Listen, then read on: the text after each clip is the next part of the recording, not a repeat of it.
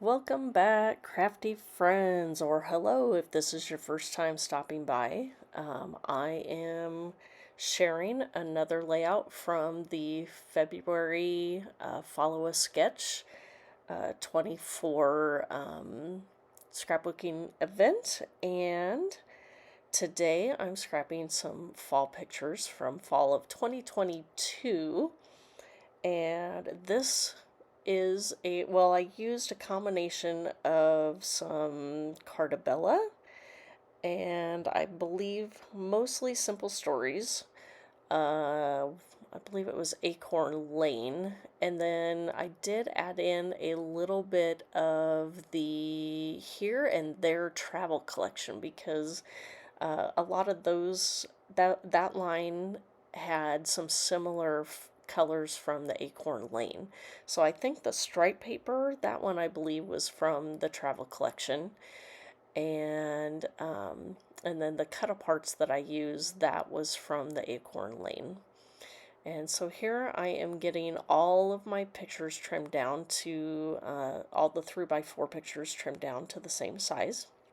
And then I did have these two 2x3 pictures that I also wanted to include, and so I kind of did, instead of one of the only using one of those pictures and making it a 3x4 like the sketch calls for, that I used a piece of pattern paper there and used the 2x3s sticking off of the block photo area that I'm creating now.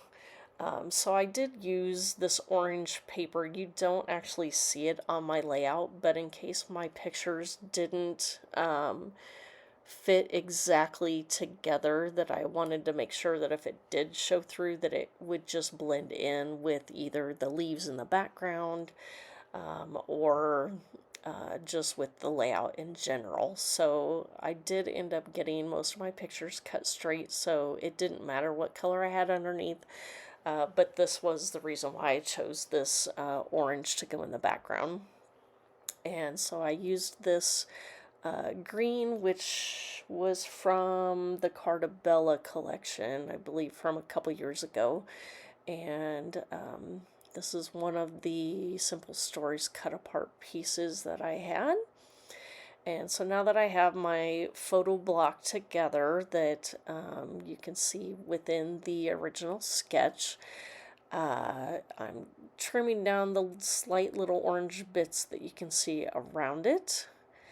And there I have the basic part of the layout that I'm putting together, and then I cut apart those two striped pieces. And so here's where I decide to use both of those 2x3 pictures and just have them fall outside of the photo block. So I'm getting those matted, and I do decide to put both of those on foam adhesive as well. And so I do like to cut my mats first, and then and so I just use a tiny little bit of adhesive to get those cut, and then I pull those back off and then add the foam to the back of the pictures. And here I am using my T-square ruler to make sure I have that on straight, and adding the stripe border pieces here. And then I'm going to start auditioning some of my embellishments that I'm going to add to my page. Oh, actually, I decided instead of doing the white border that I did want to add an additional color. So this scrap from Carte Bella was from a past fall line as well, and it actually matched really well with the colors in the Simple Stories. And so here's now where I start auditioning the ephemera, kind of sort through the pieces that I do want to use and the ones that I know I'm definitely not going to use. I'm not into the mothy, butterfly-looking pieces that came in the floral bits, so those do go back into the bucket until maybe I'll use them, maybe I won't, who knows. But I start laying out the floral bits that I want to use, and then I will eventually start sticking those down. Some of them will go straight down to the layout, and some will get some adhesive foam behind it to help it, especially on that right side where I have those two pictures popped up. Some of those will need the foam to get the flowers and the leaves on the same level as the pictures. So here I'm getting to the point where I'm going to actually stick those two pictures down, and luckily with the liquid glue I had a little bit of time to kind of rearrange the spacing there.